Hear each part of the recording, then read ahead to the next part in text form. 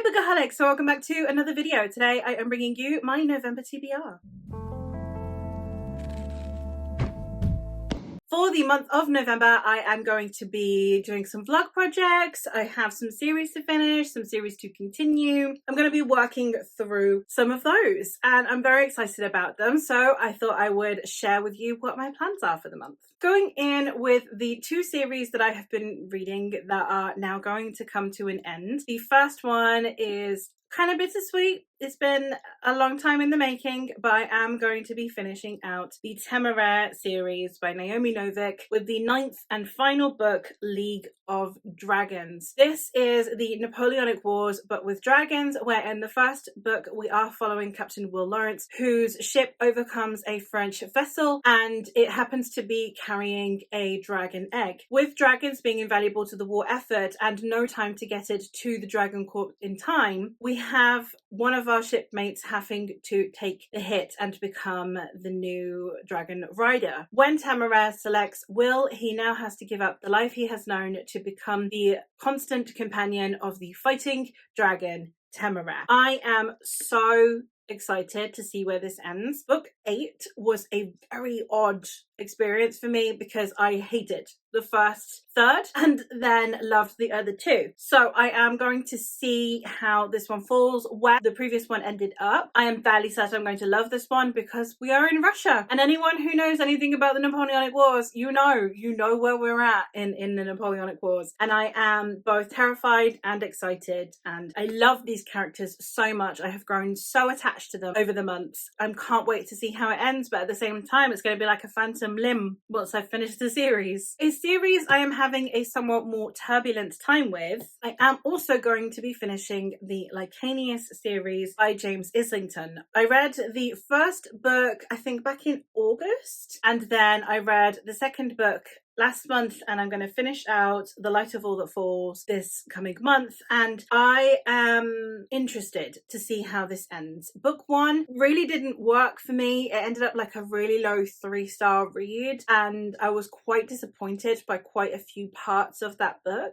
Book 2 was a step up, but still not like the best thing I have ever read. It was just considerably better than Book 1. So I'm hoping we are on an upward trajectory and that this one really kind of brings it home and makes having read the series worthwhile, because they're not small books, you know. But I'm really excited to be getting into the conclusion and seeing how it finishes and seeing why everyone loves this series so much, I suppose, because I guess your lasting impression is the last book. So maybe I'll also jump on the hype train once I am done with this one. This series follows a series of characters as the world is changing. A long time ago, there was a horrific war in which these godlike magical beings were defeated, and then the magic users that were impacted by these gods have since been held in very strict restrictions so that they cannot abuse their magic against the non-magic folk. However, there is a wall that has been created by magic that is keeping out some horrific monsters, and the wall is beginning to fail. So in the first book, we have a character who seems to possess the magic of the gods instead of the typical magic of the magic users, and he is called upon to potentially go and help restore this war before all hell breaks loose. And it's also like the socio-political climate that everyone is in, and the changing mentality of society, etc. So there's a lot going on, and it is very dense, very epic fantasy. The writing style is mostly what didn't work for me, and then there were some things in there that were just, if you've read fantasy before, it's not bringing anything new to the table. I do think book 2 picked up a little bit from there. There was still an element of predictability, but I don't really mind that because it's more about the execution. So I am, as I said, excited to see how this concludes, to see how I feel about the series as a whole. For some series that I am continuing, the first of which is I am going to be continuing with the Stormlight Archive. I have The Way of Kings Part 2, which is the second half of the first book in the Stormlight Archive. So in the UK, because the books are so chunky, they got split into 2 in the paperback editions. So last month in October, I did read the first half of this, and it was okay. It was a typical setup book, and I am hoping that with these books being so chunky, part of the purpose was you can have the first half be set up and then the second half really pulls through. My friend Esme definitely said that it's the last like 20%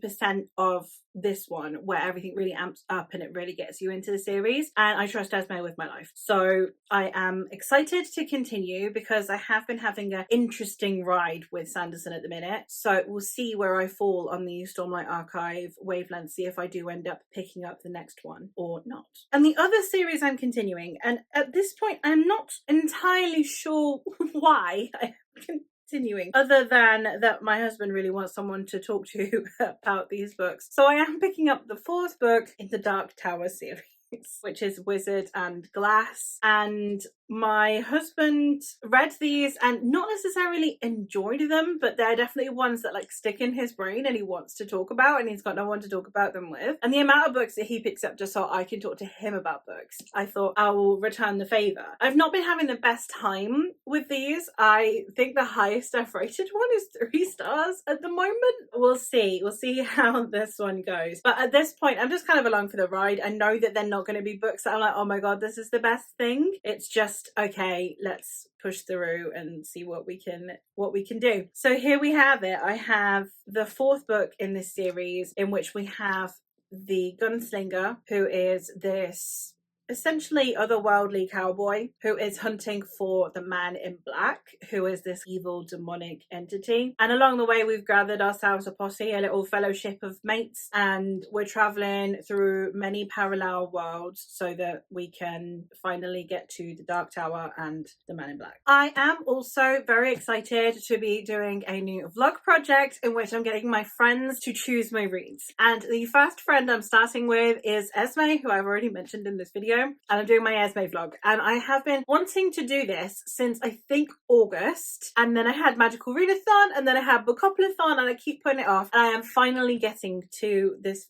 vlog. So I have 3 books from Esme that I'm going to read. The first one is The Fangs of War by E.J. Double, and this one is an epic fantasy and it's on the darker side. I know nothing about these, so you'll have to watch the vlog to kind of get looped in on what most things are about and what I am thinking of them, but I'm going on blind faith because Esme has amazing taste and she has read literally everything, so I'm very excited to get to these. So yes, the first one is The Fangs of War, which is dark epic fantasy. The next one is the Wickwire Watch, which I believe is a somewhat murder mystery undertone fantasy. It might be Gaslamp, I'm not sure.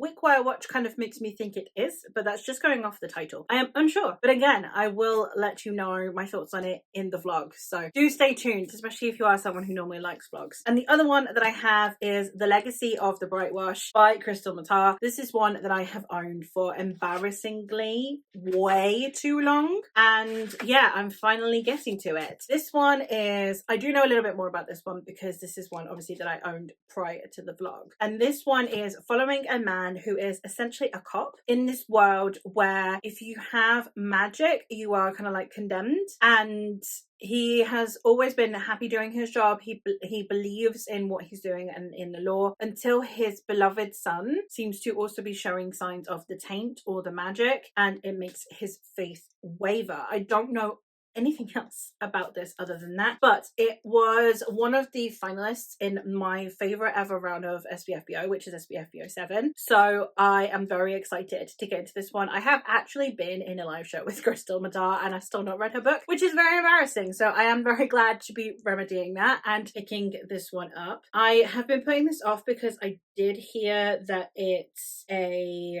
cliffhanger ending, and I was like, oh okay, I'll wait. And then when the sequel's out, and then I heard the sequel was out, and I was like, okay cool, I'll go read it. And then Crystal was like, oh yeah, by the way, that was also a cliffhanger ending. So evil, cruel, but I'm here for it and I am excited to dive in. As the last thing that I have on here is another vlog, a vlog in which I'm going to be reading an entire series. This apparently is Esme's favorite series, so I could have put this in the Esme vlog, but I think this series deserves its own entire vlog. So I am going to be binge reading the Nevernight Chronicle by J. Kristoff. This is going to be my first foray into J. Kristoff writing adult fiction on his own, i.e. I have read the Illuminate Chronicles, but obviously that is co-authored and it's in mixed media, so like writing style doesn't really come across the same way, and then on top of that it's also YA. So this is going to be, I imagine, a very different experience from that. I have heard this pitched before as it being like a Throne of Glass but for adults, and obviously not romantic, but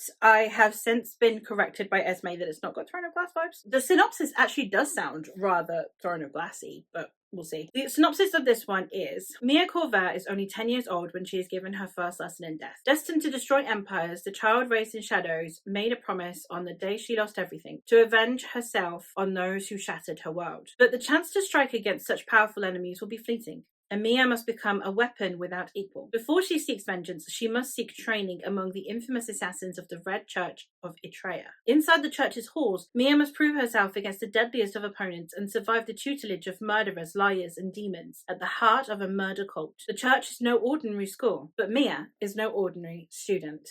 Sounds great. I've heard the humour in here is very interesting. I have also heard that it has footnotes that are essentially humorous world building, which I am very, very excited for. I know a lot of people find them annoying, but that sounds amazing to me. So there you have it. Those are all the books that I am planning on reading. I'm going to show you the stack. Bear in mind, I've got 2 digital books as well. I'm going to show you how absolutely insane this stack looks.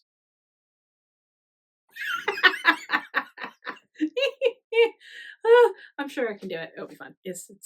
It's totally fine. So there's all of the books that I am planning on reading in November. Wish me luck. I am very excited for my vlog projects. If one gets cast aside, it will probably be Wizard in Glass. That one will just kind of get read as and when. But yeah, I am excited. I can do this. You guys believe in me, right? Anyway, that is all for me for today. So let me know what you're looking forward to reading in November. And are you a seasonal reader? Do you have some fall reads in mind? Or are you just like read pretty much the same stuff all the time? I am, as you can see by all of just the epic fantasy, I just kind of read whatever, apart from if I'm doing a readathon that gives me specific prompts. But I'd be very curious to know how many of you are seasonal readers and how many are not. But that is all for me for today. So thank you ever so much for watching, and I'll hopefully catch you in another one soon. Bye!